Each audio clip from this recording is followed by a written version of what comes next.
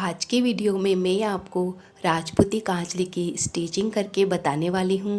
तो ये हमारे पास कांचली के पार्ट्स हैं जिसकी हमने कटिंग की हुई है।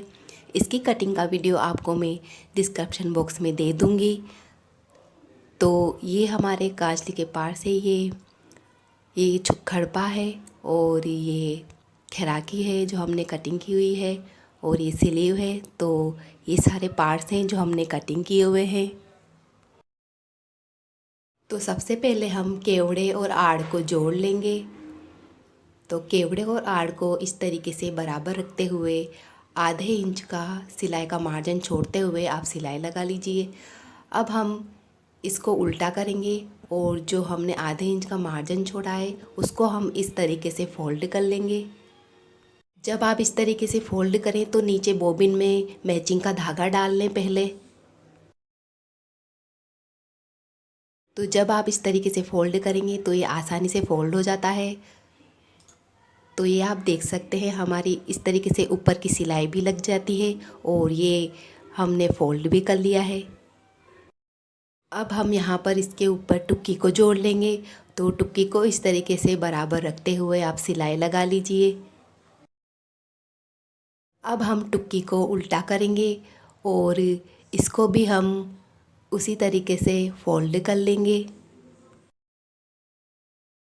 तो इस तरीके से जो ये मार्जिन है वो आसानी से हाथ से ही फोल्ड हो जाता है।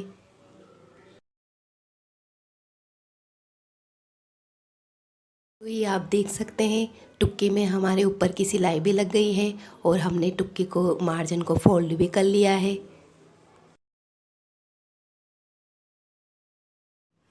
अब हम इस तरफ जहाँ आड़ और टुक्की है उस तरफ हम बड़े खरपे को जोड़ लेंगे।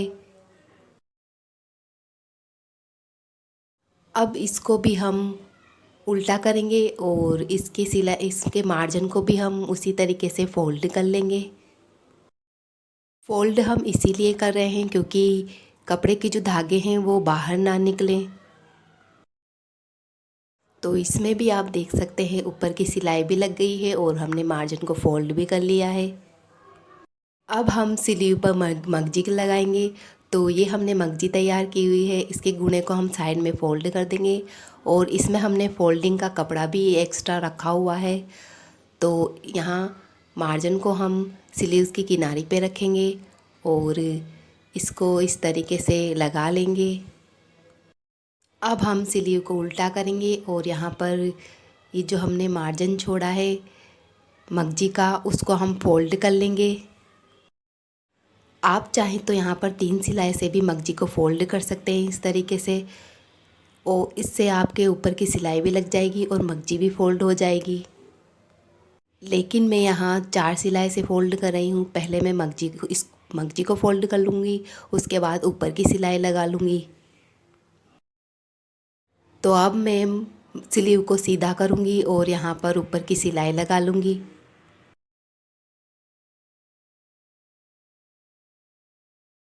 अब हम स्लीव पर खैराकी जोड़ेंगे।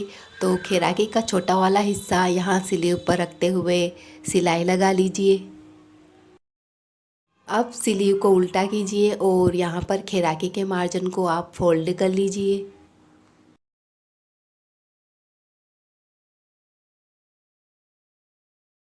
तो ये देखिए खैराकी में ऊपर वाली सिलाई भी लग गई है और नीचे से मार्जिन भी फोल्ड हो गया है।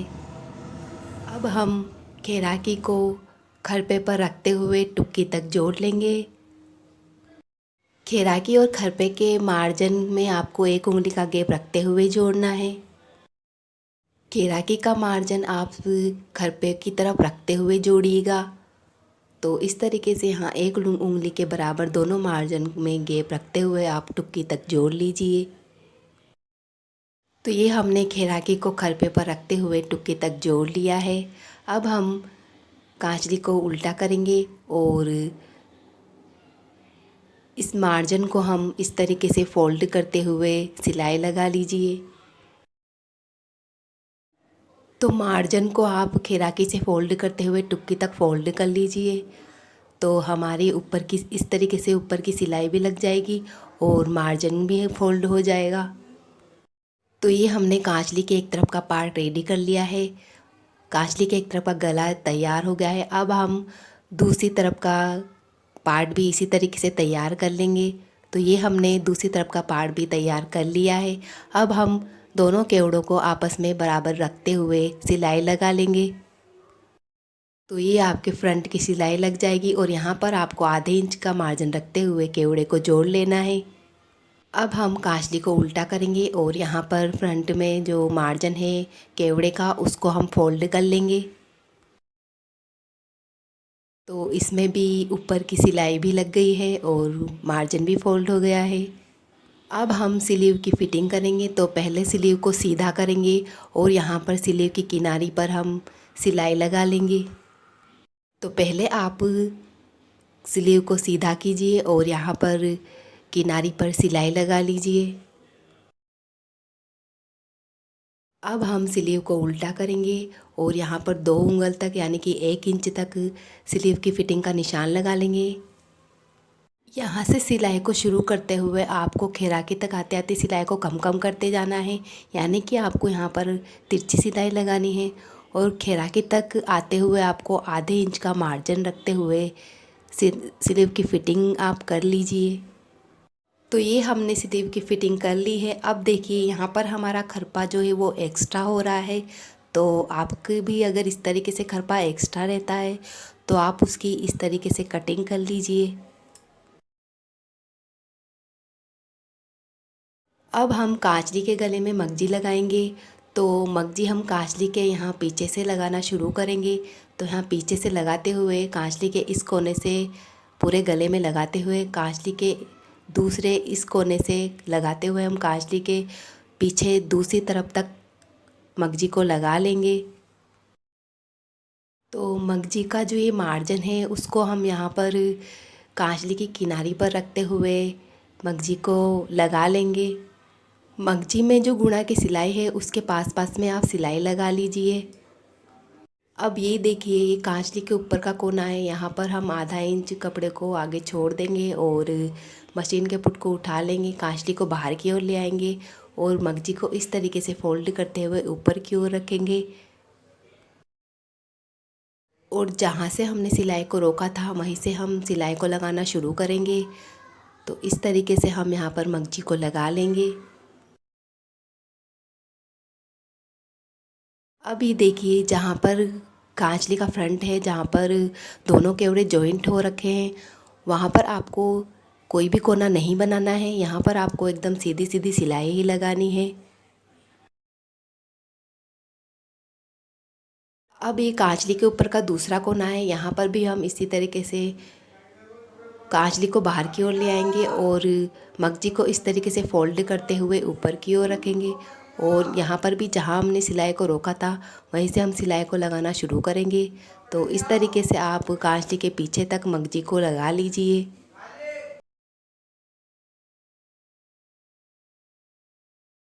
अब हम कांचली को उल्टा करेंगे और जो मगजी का फोल्डिंग का मार्जिन है उसको हम इस तरीके से फोल्ड कर लेंगे। अब यहाँ कोने पर देखिए जब हम उधर से फोल्ड करते हुए आएंगे तो पहले इस तरफ कोने को फोल्ड कर लेंगे हमारी तरफ, और जब हम इस तरफ फोल्ड करेंगे तो कोने को हम दूसरी तरफ करते हुए यहाँ पर फोल्ड कर लेंगे मार्जिन को।